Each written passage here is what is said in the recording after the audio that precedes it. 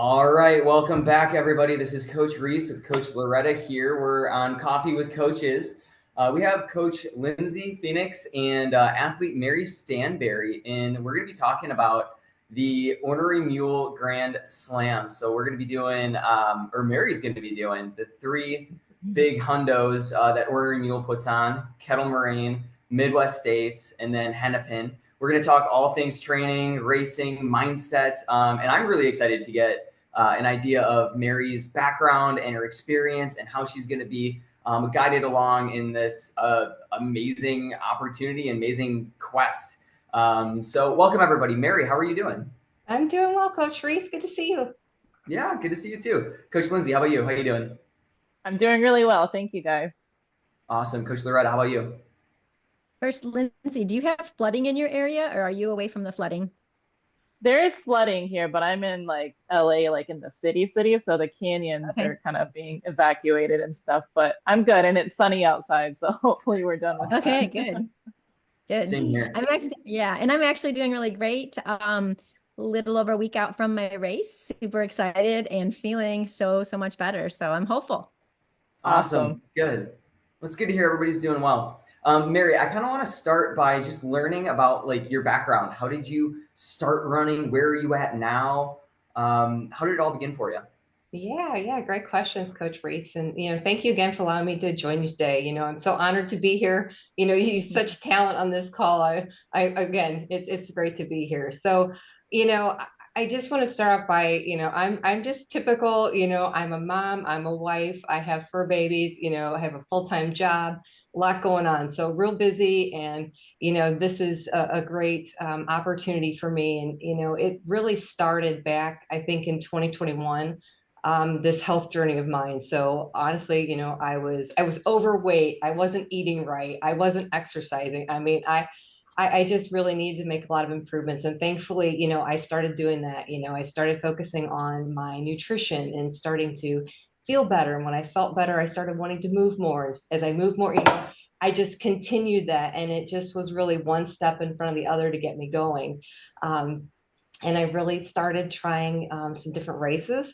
I just signed up and just went out and tried it. I didn't have any official training or anything in my background. I was like, oh, you know what? Let's go try this and see how I do. And so that was a couple years back. And then really last year, I would say was trying to hit my stride and get into a bunch of races. So I started signing up.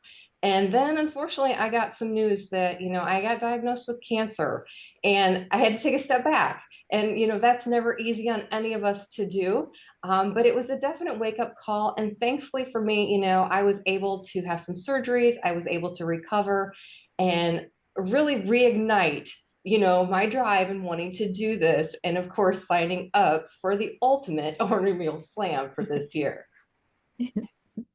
Wow. For people that are not watching us on YouTube or Facebook, my eyes just went wide when Mary said that. Mary, I think that is incredible. And I think, it shows a lot of perseverance and dedication and go-gettedness to do such an ultra endeavor and make the most out of life. Like, that's fantastic. I think that's a story that a lot of people resonate with and not a lot of people are willing to come out and speak about. So thank you for mentioning that. Yeah, of course. And again, this is a new year for me. I'm in a great space, not only physically, mentally as well. I'm ready to do this, but of course, like I said, I don't have the background, I don't have the experience, and this is where Coach Lindsay's going to step in and really help me out this year. So how many years would you say Yeah, you've been running? which is exciting. Yeah. Yeah, Completely. How many years have you been running then? Did you run in high school? Did you run in college? I didn't. I was never a runner. It was honestly something that just didn't come up. It wasn't around me, and only in the last couple of years. And it's funny because I live just south of the turnaround of the Hennepin Hundred, so right about right south of Wyanett. So it's right in my backyard, and I didn't even know it was there until a couple of years ago. And So It's so you went amazing. from not I'm running gonna at all share. to jumping into ultra endurance. How did you learn about this community? How did you learn about the sport? I mean, it's bewildering to me. Exactly. So like I said, it was in my backyard. I didn't even know it. And it just started where, like, again, I started easy. I started off some 5Ks and things like that.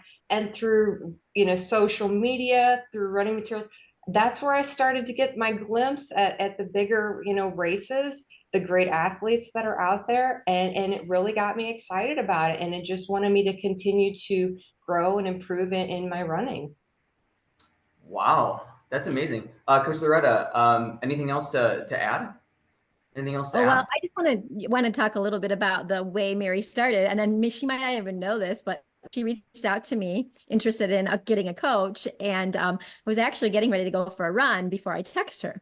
So I text her and she responds right away. So I'm running and I'm communicating while I'm running. You don't probably know this. I'm on a run, but I'm, still talking to you and we're like trying to decide, what would be a good fit. And now you're telling me all your goals and I'm getting like super excited about it.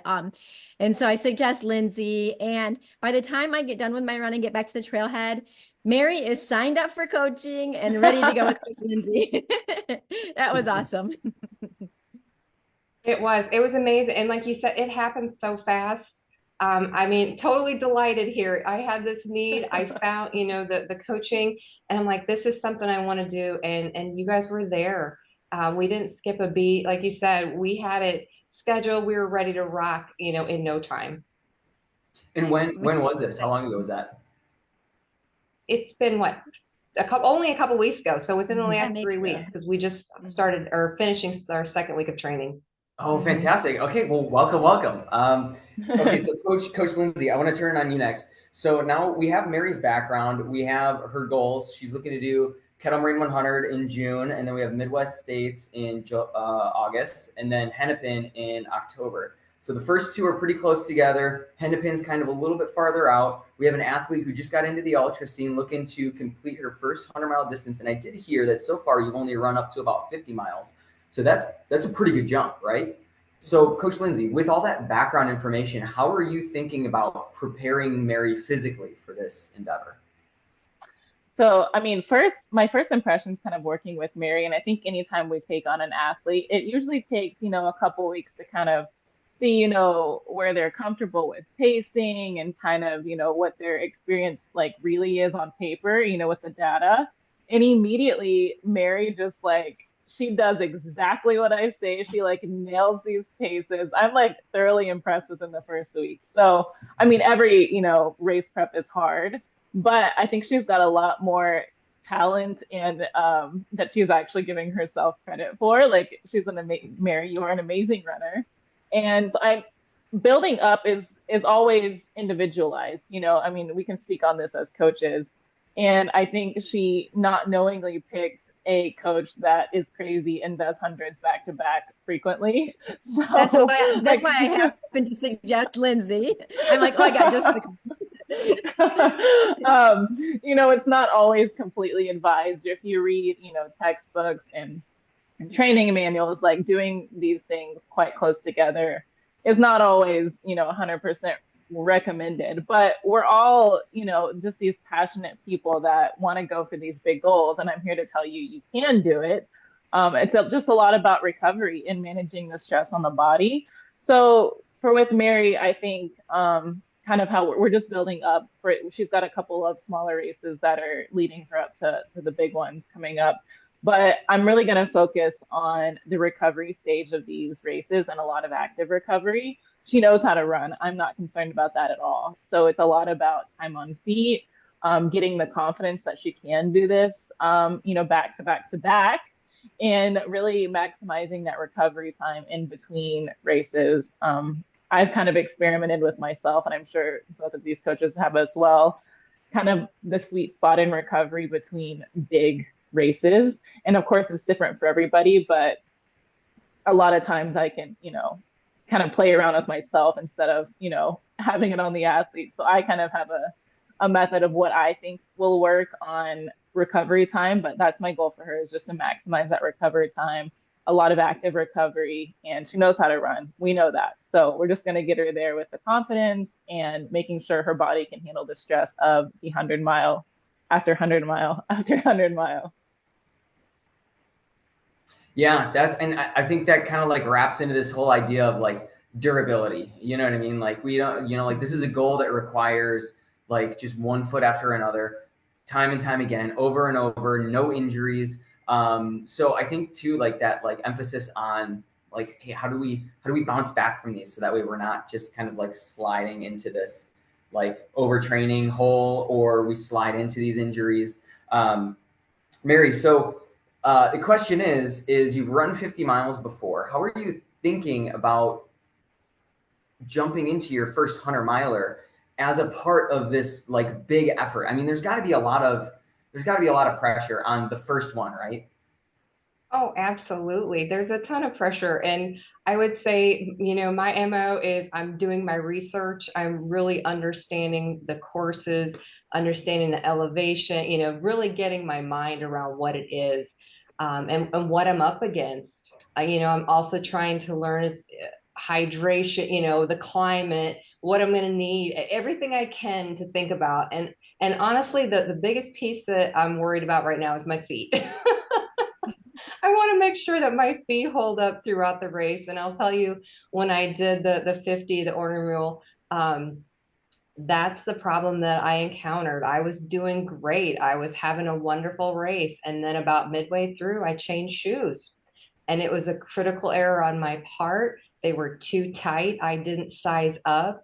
And it was painful and it was awful to the end. But you know what? I persevered and I finished it. And that's really, what I was after. I wanted to learn from it, obviously, but I did want to cross that line. And as painful as it was, I did it. So I know I can do the hundreds. Absolutely. I absolutely love that. I think that's great. I was going to say, and that we always learn something from these races. So you've already learned a valuable thing about, feet, and you're paired up with a perfect coach, Lindsay, because she does a lot of events that involve water. She just finished her that had like 20 stream crossings, and her feet turned out great. and I've seen Lindsay adapt shoes in hot weather too. Yeah. Oh, go ahead, Reese. Oh, sorry. Just to wrap up, I think that mentality that you have, Mary, of like, I'm going to do this, I'm going to succeed, I'm going to study the courses, I'm going to be a student of the sport, in that unwavering confidence, I guess I would say, to say that like, I have this, I can do this. I think that's going to serve you so far, because that's one thing that like is hard to instill in athletes, to say that like, yeah, you've never done this goal before, but you freaking got it. Like you can do it. You can crush it. You have a little bit of background experience. And I just want to ask too, was that Hennepin 50 that you did? Yeah. Is your 50? Okay. Yep, it was. Awesome. I'm sorry, Coach Lindsay, you were going to say what? Oh, no, I was just, there comes a lot of trial and error with, feet, and I've done it all. I mean, as Loretta said, I've cut out my shoes at the Keys 100. I cut the tops off of them because my feet just were wrecked and were swelling so bad. So, and then with Badwater, when I ran it 2 years ago, I kind of had a ton of feet issues, and I'm in the same boat, Mary. Like my feet, if anything takes me down, it's my feet. And over the last couple of years, I've really been trying to figure out what's my secret to success of keeping your feet dry and keeping them happy. Sizing up in shoes, that's always a must. And making sure that our long runs are kind of done in the shoes that we plan on wearing, because things don't rub until, way later on. Environment can change them if it's more humid that day, if it's not. I do have a lot of tips and tricks I'm going to send you, Mary, that I've tested out over the years. In Leadville and in Hurt, I had 0 feet issues. So I'm hopeful that I've kind of cracked the code. Now, when you switch to road, you kind of have to start all over, because that's a whole different ball game. But I'm running Badwater again this year, so I've got to start tweaking the road method. But I think that, and I'm sure Loretta and Reese, you can kind of go on that as well. If I had to pick a question that athletes ask the most, it might be feet questions. Like, it seems like, it's such a small part of like this whole training and this world of running ultras. But if your feet go, it can knock you out of a race for sure. But at minimum, it's going to slow you way down. And then you're, looking at cutoffs too. So I'm happy to experiment on all levels. And I've got, I think, a really good system currently. And I was just having a conversation with another athlete this morning about her feet. So lots of good feet issues, and we're going to get you squared away on that, Mary. Don't worry about that. You know, Awesome. and I love that. So actually we talk a lot about, we have this team of coaches and we can use each other. And so recently I had an athlete, Lily, who ran Rocky Raccoon 100, and Lindsay's ran it before. So I had asked some tips about her feet because we were a little worried. And I don't know if you saw Rocky Raccoon pictures this year, but they were basically running in, I think, a flooded river. I mean, there was just water and mud the entire way. And it was 5 laps of 20 miles of water and mud. I mean, there was points where the water was up to like thigh high. And I had given her all of Lindsay's tips. She did not have any feet issues the entire day. And that's incredible to me. I mean, because that was a lot of, Yeah. mud and water and different footing and, all of those pieces. So yeah, so thanks, Yeah. Lindsay. I didn't get to tell you that yet, but yeah. Yeah, it can Pristine definitely feet. be done. Yeah, it can be done. You just kind of have to stay. The key with your feet is to stay ahead of the issue, is to anticipate your feet basically falling apart and to stay ahead of it. So hopefully that kind of works for, I think, everyone across the board, is just to stay ahead of the issue. I think the conditions at Rocky Raccoon 100 this past year will go down in infamy just because of how muddy and how crazy it was. And it perfectly symbolizes, this is an absolute tangent, it perfectly summarizes and symbolizes my lack of sympathy for the Boston Marathon when it was it was a couple years ago. And it was absolutely terrible conditions. It was wind, it was rain. And it's like, yeah, but you're on concrete, you're not dealing with mud. Yeah. I'm like, if that was a trail run, that would just be like typical like hard rock conditions. You know what I mean? Yeah, totally. Anyways, okay, so back to the story. Yeah, I think that's amazing. I think that's how like all of us coaches kind of wrap together and like talk about how to give one athlete like tools for success. I mean, when you sign up with OMR, you're not just be held to one coach's opinion, but we're always kind of sharing ideas, templates, advice, things like that. So we all come in with different backgrounds, different race experiences, and that's what I love about this company for sure. So Mary, with the flat 50 miler being your biggest distance, how are you thinking about like the elevation changes? Have you started to seek hillier places to run, or how are you thinking about that? Yeah, no, that's a great point. And you're right. It's definitely going to be a change for us. And thankfully I've enlisted a coach and she's helping me start getting in those hills, getting those incorporated into my runs, getting my body ready for it and getting a plan in place for it. So I'm very, very thankful for Coach Lindsay helping this space. Yeah, I think that's my biggest struggle with, because obviously we coach a lot of people in the Midwest, and most of the Midwest, my runners specifically, live in more of a flatter place. And I live in LA, but I do come from Texas where it is very flat as well. So you kind of have to look for ways to, be creative with it.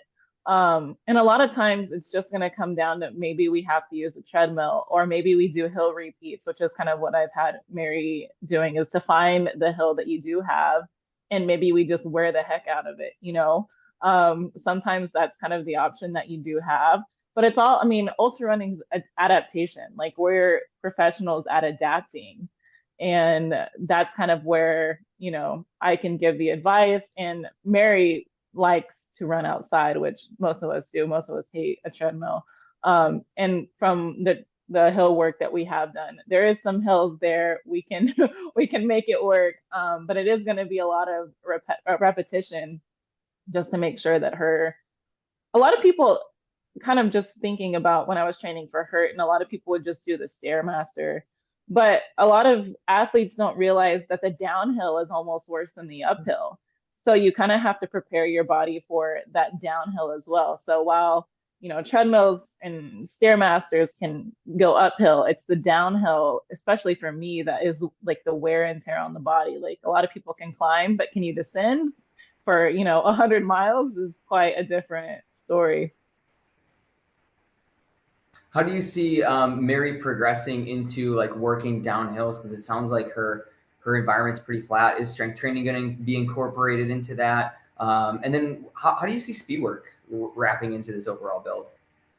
So I'm actually a big fan of speed work. And for one, I think it helps keep the athlete engaged. A lot of our athletes, meet myself included, kind of get, bored of the, the long, slow miles or, that kind of sort of thing. So a lot of my athletes like just love speed work. And I think it really lends its hand to creating your muscles, getting them stronger and more adapted to like things like downhill running as well. But like I said, she does have a couple hills in the area. I've noticed on our hill work. So I'm not too worried. There's not a ton of like long downhills, but I'm just planning on repetition and hill repeats. And to be honest, I think that that's kind of what you have to make work in this situation. Now maybe we can get her out to, actual true trail running before race day. But it can be done. I mean, I don't live in an environment like Hurt 100 and I just did my best with what I have here. It works. As long as you can kind of mimic the situation that you're putting yourself in, you're going to be okay. But of course, strength training is a big deal. Speed work, I think, is just so important to make sure your muscles can actually handle the pounding that's going to be happening to them. And repetition on the hills that we do have, making the best of those big hills that we can find. And oh, a funny story. I have a cousin who went out to Leadville with me, and she lives in Houston, which is flatter than flat. And what she did, which I thought was so funny and just so genius, is her husband works at a medical complex, and she went and ran this parking garage for like hours at a day. And she would go up and down this parking garage, this parking structure, and she would create her aid station at the bottom of the parking garage. And she'd run up it and sprint down it. And like it was, a quiet parking garage. So she had like the best training environment. But I think it goes to show that like a little creativity can go a long way with like managing to get that up and downhill running. Love it. Some people might call that crazy, but it's also crazy to run the types of distances that we do. So to me, it's more meditative. Exactly. Well, at any means necessary to figure out how to do this, we're going to do. Mm-hmm. Yeah, you're speaking to the same crowd. I love it. Yeah. Okay, so Mary, I'm sorry, you're going to say what? I have a question. Yeah. Mm-hmm. So Mary, you said that you have a job and you have kids and you have animals and you're training. Like, how are you balancing it? Yeah, so I'm being adaptable. I'll just say that. And Nice. Some days I'm getting up early and I'm getting it put in. Other days it's I get everything taken care of and then I have a break at the end of the day and I put it in there. But regardless, it's a priority and every day it's going to get done. And as Coach Lindsay said, she's telling me, here's what you need to do, and I'm making it happen. And that's my goal every day, to see what she's got out there for me. And regardless of where it happens, it's going to take place. Yeah. Nice. What does your family think about it, and how old are your kids? Yeah. So my family is very supportive of this. I have two girls. There are 15 and 18. They're freshmen and are senior in high school. Awesome. Will they support you at your race?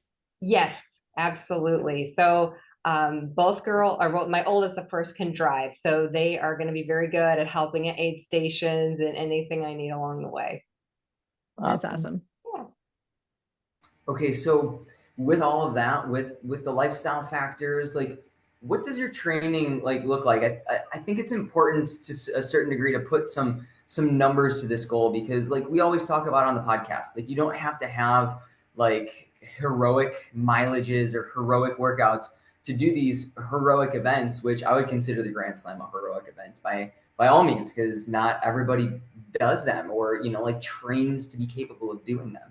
So I guess like your typical mileages as they are right now, and Coach Lindsay, if you can describe too after Mary answers, like where do you see that going into the future to make sure that she gets prepared? Mm-hmm. Yeah, so I'll definitely let Coach talk about the numbers, but I would say, it's during the week, it's lower mileage, right? And we're hitting a couple of days of that, and as well as strength. And then the weekends are the longer runs where we're amping up the mileage there. And Lindsay, you can talk about the numbers that go along with it. Yeah. So for Mary, we have her, of course, doing lower during the week as, work and life gets in the way, and just that's how we do it. And then on the weekend, of course, getting the higher mileage. So currently right now, we're trying to just build her up in a way that there's no injuries as we build into these bigger mileages.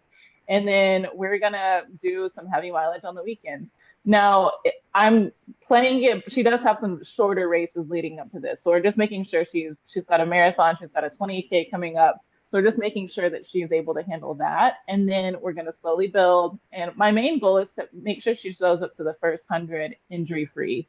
As you're running these huge, heroic distances and back to back to back, the main thing that we have to do is to make sure that she goes into these races not overworked, not overtrained, and showing up healthy, because we all know that showing up not healthy to a race is a death sentence, and you're probably not going to finish, or you're going to be right there at that cutoff. And then, we have another 100 right after it, and then right after it. So my main goal for her is I've got numbers that I want to see her hit based on the smaller races that she has coming up for them. But we're gonna max out before the first 100. I'm going to play that by ear. I don't want to give too much away just because I don't want Mary to get too overwhelmed by that. But and I know that, everyone coaches, Coach Lloyd and Coach Reese, you coach hundreds as well for your athletes. And I think everyone is completely different on what that special number is, myself included. So, I think that we have a plan set in place, and I have a plan of like what mileage I want to see her hit. But some people, they'll race a 50 miler before their 100, and that works perfectly well for them. Some people are kind of, on the lower end of things. Some people have no problem racing 100K or doing like a 12-hour race right before 100. But my main goal is just to make sure that we stay injury-free leading up into that 100. So that's all going to be played out. I've got an idea of where I'm going on paper, but I want to make sure that we get there safely and build slowly and properly, having a deloading week about every 3 to 4 weeks, just to make sure that her body is absorbing the benefits without getting any injuries in the process. Like, if you could ask me, like, my one goal of what I have for Mary is to show up to each of these hundreds injury free. I don't want anything going on. So that's my main goal for her. Mm-hmm. And it's really like, I'm sorry, Coach Loretta.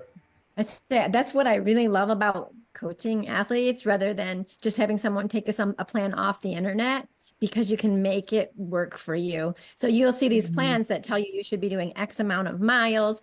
And sometimes it's not always about looking at miles. It's also looking at time, because, your body, whether you run 10 miles in 3 hours or 20 miles in 3 hours, your body is still working for 3 hours, right? And so kind of thinking about that, I think, is super important, because there's not always a certain number everybody needs to hit. We might think more in regards to time as we build up as well to be able to get you to the finish line. It doesn't always have to be about the mileage, I think. So I like that. And of course, that's the other beauty of, in our mind, coaches, I think we have this plan of what we think where athletes will go, but what's the best part is that we get to monitor you every week, and we can build from there wherever it needs to go, because sometimes there's setbacks because you have a busy schedule and we have to modify, and maybe you didn't get the mileage in that you were planning that week, but that's okay, because we can make an adjustment and we can still get you there successfully as we modify to meet what you're doing, so right. I love that thought process, Lindsay. And that's kind of like, oh, go ahead, Reese. I was just going to say, I like the answer to that question. I guess what I was really trying to get from that question was just this idea that, like, there is no, I need to be at X mileage per week. Like, we can be training 20 miles a week and do 100-mile races. We can be training 50 miles a week and do 100-mile races. We can be training 140 miles a week and do 100-mile races. Like, it's more about just making sure that we get to the start line healthy, and we practice a lot of these other encompassing skills that we're going to need come race day, such as, like we mentioned before, foot care, and like we will be mentioning, like racing and strategy and stuff like that. So like it's one of those questions where what's right for the athlete? What's the athlete's background? Like right. You can't tell yourself, like, I'm incapable of doing this because I don't run X miles a week. And to Loretta's point, like, I've seen a lot of programs, like 100-mile race programs, where they tell an athlete, like, oh, like, we're going to build you up to 70 miles a week. It's like, that's great. But what if what if that's not beneficial for your body? What if it just tears you down? Yeah. People are capable of amazing things if they have Mary's amazing attitude and dedication and wholeheartedness and enthusiasm and passion. You don't need the numbers, you need the passion. Yeah. And I can, with my own experience, I always tell people, like, I don't like to, and a lot of my athletes will follow me on Strava, and I'm like, I maybe should keep this private because I don't run a crazy amount of mileage, and I do run a lot of hundreds. But I know my body and I know myself, and the times that I've really put in super high volume before a race, I show up and they've been my worst races. Like, everything starts to break down, and I'm only 33, so it's not that I'm, an older athlete and I'm putting too much miles on my body. I just think that my body doesn't respond as well to higher mileage. So for me, my sweet spot is much lower than, some of the athletes I coach that can just handle the miles. Like, I've got one girl who just destroys the mileage, and she shows up to race day and she's on fire. But she is a little younger and she's newer to the ultra world. So I think it's just the accumulation of the miles hasn't caught up to her. And I hope that we can continue that. And I monitor her super closely. I'm like, we got to make sure you show up to everything healthy, because she loves the high mileage and her body responds well to it. Now, I have other athletes that run 3 days a week. They have extremely busy lives and can only handle 3 days a week. Their body can only handle 3 days a week. And they've been able to complete 50-mile races, 100-mile races. So it's so individualized.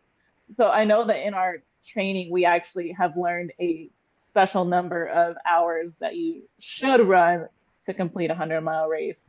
But again, that doesn't work for everybody. So I like to just be super individualized with every person's coaching. I monitor it like a hawk. I kind of look at even their heart rate to see if they're just, way too overworked.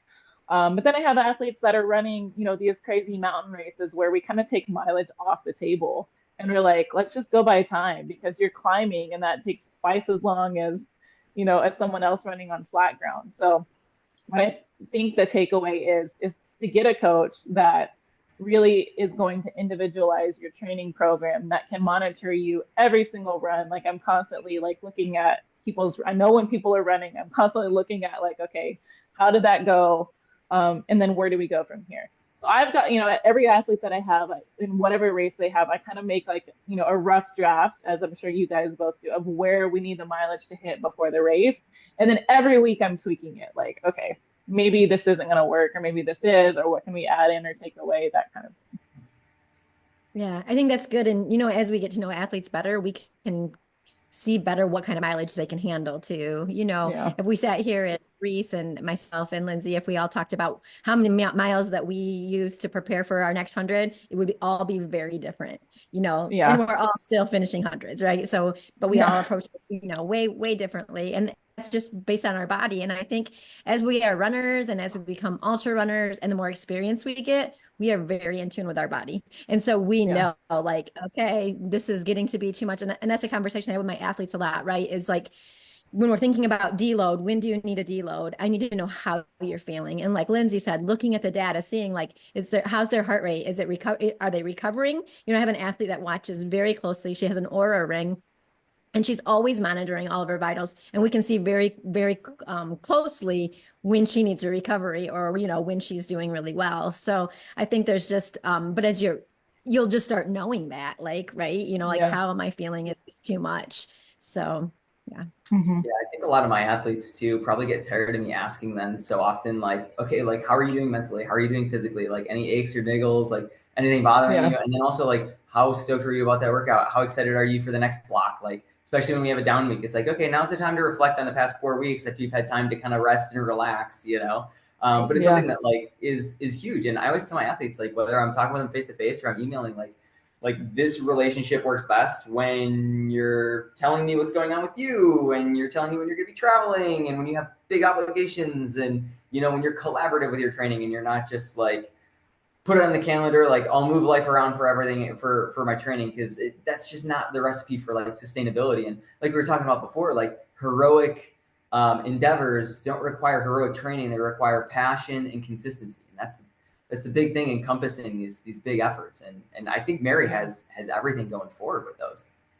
Absolutely. And I think the word you just said, consistency, I preach it all day to my athletes. I don't care if you give me, the best, most epic workout once a week, you're not ever going to get anywhere with that. It's consistently showing up. And I don't mind if, we all have off days. Like I show up for a run sometimes and I'm like, well, that sucked, but I was there. I prepared myself mentally. I showed up. I got to my workout. So I think if I can tell anyone as well, consistency over mileage is key. And then passion comes into that consistency as well. You can't keep showing up and not be passionate about it either. So it kind of goes hand in hand.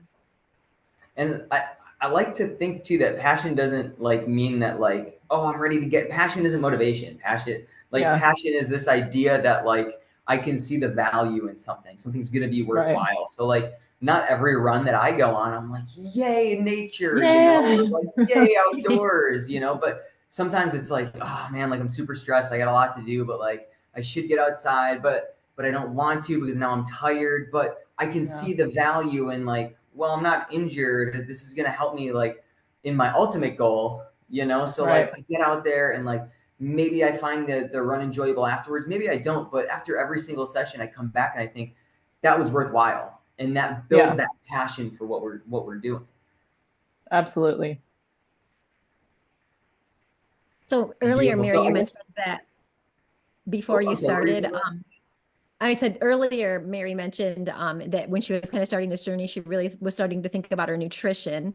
So now we know that piece is going to be really crucial in the next upcoming months to keep yourself so you are recovering, so you have energy to be able to do everything in your daily life and do all of your training as well. So how are you making that work? Yeah, so that's a great question. And I have been, doing a lot of reading and trying to learn up on. And I'll just be honest, I'm really eyeing the coaching session on nutrition on the Ornery Mule offers because it's such a recipe. It's just like the running piece. It needs to be customized and tailored to the athlete, and your goals, your body and everything. So I'm actually probably going to be reaching out to you, Coach Loretta, for some guidance on that. I love it. It is a great plan because that is so crucial. Not only during the run, that's a whole nother piece, right? During the runs and the races is maintaining your hydration and your nutrition. But that daily piece is big. I have people that as we're starting to build volume are, saying to me, I'm so tired. I'm getting so tired all the time. And then we start talking about like, what are you eating? And then we start realizing, okay, we're not eating enough to, accommodate all of the training that we're doing. So I think that's smart for you to be thinking about that because fueling is so important, fueling, recovery, training, all of it is important. So I was listening to David Roach's podcast. I think it was yesterday morning. I don't know. It feels like forever ago. But he was mentioning, I think he used the term carb doping or carbo doping. And I think it's like such a good representation of like the performance enhancements we can get when we not only fuel our runs well, but fuel our entire day well. Because if you have sufficient energy during your run, you're going to be able to hit those splits. You're going to be able to have a good time. Your mindset is going to be better. Everybody knows when you're bonking, you're not happy. You're not like, yay, I'm out of energy. It's kind of like, oh, this sucks. And then at the end of the day, if we can fuel our bodies with the correct micronutrients and the correct amounts of macronutrients, like that's only going to help our bodies recover them when we're hopefully getting some decent sleep to prevent like bone breakdown, prevent like stress fractures, and make sure that our tendons and our skeletal muscular system are able to fully absorb the training that we're putting into it. So I think this idea of like eat for performance, eat for satiation, eat for enjoyment, carbo dope, so that way you can get better training out of yourself and you're not, digging yourself into an energy hole. It's such a good idea. So I think I'm going to start using that term a little bit more. Let's all carbo dope today, Anna. And I think that that's super important too, Mary, how you're being proactive and wanting to know more about the nutrition in your daily life. Like us as coaches, we have a scope of practice that I can, offer some advice for what works for me during a race but we're very limited in, you know, being able to provide what like a nutrition plan for you during your day-to-day life. Like I'm not an expert in, you know, all nutrition encompassing. I'm an expert in sugar during a race. I can tell you that all day. But and what kind of works for me. But I think it's so important that you are being proactive on that end as well, because this is a huge endeavor. And if you're going to put in the time and the money and the energy into making sure you can run these events, you got to make sure you're fueling on the opposite side of things. Like this is a 24-hour kind of goal that you're entering. This is not, oh, I'm training this day, I have an off day this day. This is, I need to be eating well to fuel my body from day to day to day. And so I think that you being more interested in the nutrition in your day-to-day life is huge. And I think I wish I could preach that to athletes, like, you know, all encompassing. Like, you know, I get a lot of questions on, and I'm like, look, I can tell you kind of what works for me during a run, but I can't hold your hand and be your nutritionist in your day-to-day life. Like I'm over here, you're over there, and you've got to be kind of responsible for, you know, the things that you're fueling your body with outside of a race too. So I think that that's super admirable of you, and it shows again your passion and your willingness to be all in on this. And I think that you're going to get to these finish lines because I know that you're taking this so seriously. Just as a personal anecdote, I think it's kind of funny. So today I took off of my other job just so I could catch up on all of my athlete work and then my Ornery Mule racing work, and not get up at like 2 o'clock in the morning to make it to the shift on time. But so my personal anecdote is I was working on athlete logs at like 5 o'clock in the morning. I ate breakfast at 7 o'clock in the morning. I was working on other spreadsheets until we literally hopped onto this podcast. And before Loretta and I got on and we were talking with each other just about how we were going to structure today's talk, so a little behind baseball for everyone. But I was munching on some oats and I told her, sorry, I got second breakfast here because I know after this, I'm going to go out for another run. And it's just interesting how us athletes have to think about like our fueling, because I can't go from 7 o'clock in the morning and think like, oh, I can't eat anything. And then like, maybe I won't eat anything like on my run, or maybe I'll just bring like a little snack or whatever. It's like, no, I plan to be outside for a couple hours after this. Like I know that I need more fuel, other than what I ate at 7 o'clock in the morning. So for everybody that can't see on YouTube, I actually have my actual empty oat bowl. Hold up, I finished my apples. Yes. Wait, I have a green juice in here. It's not coffee. Yes. So it's this paradigm shift of, like we can't conflate what is recommended for the general population. I call this my second breakfast. It definitely wasn't as big as my first breakfast, but it just goes to show that what is recommended for the general population is not always accurate for the athletic population, especially because we are trying to fit in our runs. So for the busy individual, I was busy today, but I'm at home. For the busy individual that's going to work, if you're going to be running after work, it would absolutely behoove you to bring snacks before your run. So that way, like even if dinner's right after your run and your run's only 45 minutes to an hour, maybe it's 30 minutes, like fuel that run, because no matter what, you're going to come out and you're going to be a lot hungrier than when you started. And if it's been hours since you ate last, you're going to get to dinner, you're going to have a full meal, your stomach's going to be full, but you're still going to need more calories. So your stomach can't always fit all of the energy that you need in one meal, right? So sometimes we eat dinner, we're full, we feel like we're full, we feel like we're satiated, and then we wake up at like 2 o'clock in the morning and we're hungry again because, again, we didn't fuel our entire day properly. Right.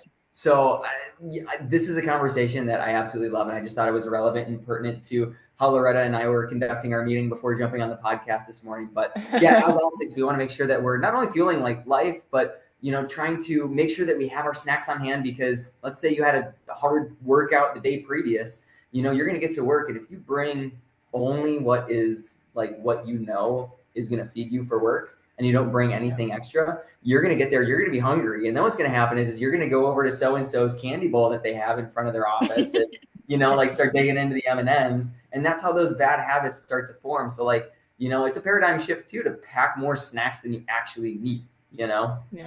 So I love that you said that, Reese, because I actually just met with a high school student, same situation, was energy deficient because of not getting enough calories, but putting in a lot of training time. So we were talking about like, how can you fit that in between classes, taking that snack with you. So it's the same as us that are working, that we need to be able to have something quick that we can have before our workouts. Mm-hmm. And two, after a lot of these harder workouts, whether they're long runs, speed work, or whatever it is, a lot of times you don't actually have a good representation of how hungry you actually are because all the blood is shunting away from your GI system. So you get done with the run, and for the next hour, you're like, oh yeah, I think I'm fine. I don't need to eat. And then boom, it hits you while you're at work, and it's like, oh crap, I didn't bring enough snacks. Yeah. It's Story of my life. So I love that. I love that you're going to be talking with one of our dietitians, and I think too, like we have PTs on staff, and you probably got the PT email about setting up like a gait analysis and talking. Oh, she's doing it after this. Yes. Oh, nice. Okay. Yes. Okay, so that's kind of like to use a term quoted by one of our colleagues, the ecosystem that we're trying to provide for our athletes. So that way, within one company, we're all talking with you about like all aspects that you're going to need to perform: racing, training, fueling, strategy, hydration, strength. All of it. So yeah, Mary, thanks for letting me gloat about how awesome our company is for a little bit. I appreciate it. Awesome company to match an awesome athlete. So yeah, I'm very excited that we got online to talk today. Yeah. Yeah, me as Coach well. Loretta, do you have anything, any other questions that you want to ask? Well, I do have something I'm going back on. You talked a little bit about mentally being prepared and, really feeling like I can do 100. I think that's so important, is like believing in ourselves, right? So have you read the book, Let Your Mind Run by Dina Castor? I actually have. Yes. I mean, and you know how much that can play a part in your journey. I mean, that's been a valuable book for me thinking about it. I listened to it while I was doing long runs, training for one of my hundreds, and just all of that positive mindset is so huge. So I'm glad that you're already taking part of that positive mindset, but a nice thing to think about. Oh yeah, absolutely. And I'm gonna throw in another plug to say I found the book club, the Ornery Mule Book Club. So I am joining. Yes. I've already started Yay. reading Running with Buffaloes. So I'm Uh-huh. ready. Nice. I'm really enjoying that book. I hope you are too. I think part of it is the book Running with Buffalo is just a little summary is about the University of Colorado Buffalo cross country team. And I love it because I love cross country. I used to coach cross country. I ran cross country. And then my daughter lives in the Boulder area. So a lot of the places that they're talking about in the book, I've been there and I've ran at, which is really fun too. That's so cool. So yeah. So the book club is just a great opportunity for people to get together. I mean, I don't know if we've really done a shout out about it on our podcast before, but anyone is welcome. We talk a lot about our own life and our own running that kind of maybe goes along with the book. And it's just a great experience. We've had so many different authors. The last two books, the authors have joined. And so we've gotten to meet some pretty cool authors too. So I'm looking forward to you being there. That's awesome. Yeah, me too. Beautiful. Is there any parting words anybody wants to say before we sign off today? I just want to say, really excited that we got online to talk. Yeah, and I'm same. I try and be in constant communication with my athletes, but these face-to-face meetings are much less frequent. So I'm super excited just to be on this journey with Mary. And for someone that got into the sport and had these huge dreams that I was almost afraid to say out loud, like my goal since I was 14 years old was to run Badwater. And saying it out loud was like, I didn't want to be judged. Like I hadn't run a 100-miler yet. Like everyone has these really big goals, but a lot of times we're afraid to go for them, or we're afraid to even say them out loud for fear of judgment from others. And for someone like Mary to really just put her dream and her goal out there and to just be like, I'm all in, is so inspiring to people, even like me still, that a lot of times we have this imposter syndrome about ourselves. Like, can I do this? But to see someone else go for their dreams, she's going to inspire everyone across the board. So this is super, super important that she came on today. And I think just speaking out loud your dreams will really help everybody else. And you can do this. You don't need to be a collegiate athlete. You don't need to be this person that's ran their whole life. You can just be a mom. You can be, just a wife. You can be these things, and just wanting to get into the sport is enough. Like you don't have to be a crazy athlete to do these things. I have full confidence Mary's going to do it. And I'm just so thankful that she's chosen us to be on her journey with her. Yeah, that's so beautiful, Lindsay. I love that. And I would love to see maybe Mary come back again, either Yes. maybe before your first 100 or after or both, and kind of follow you along the journey if you're willing to do that with us. Oh, Yeah. absolutely. That would be awesome. Fantastic. Well, thanks for jumping on the call, ladies. This has been a great episode of Coffee with Coaches. We'll see you in a couple weeks, and take care for now. Sounds great. Bye. Thank you.